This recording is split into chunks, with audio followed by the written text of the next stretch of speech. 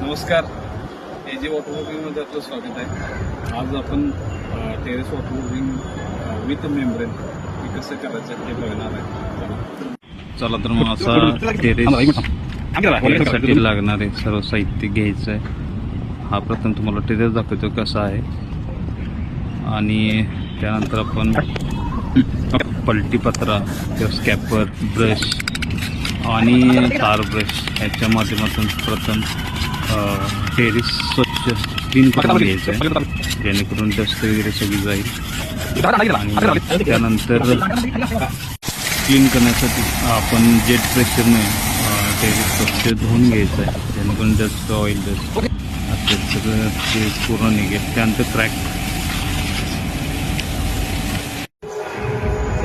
आता आपण बघूया मेम्ब्रेन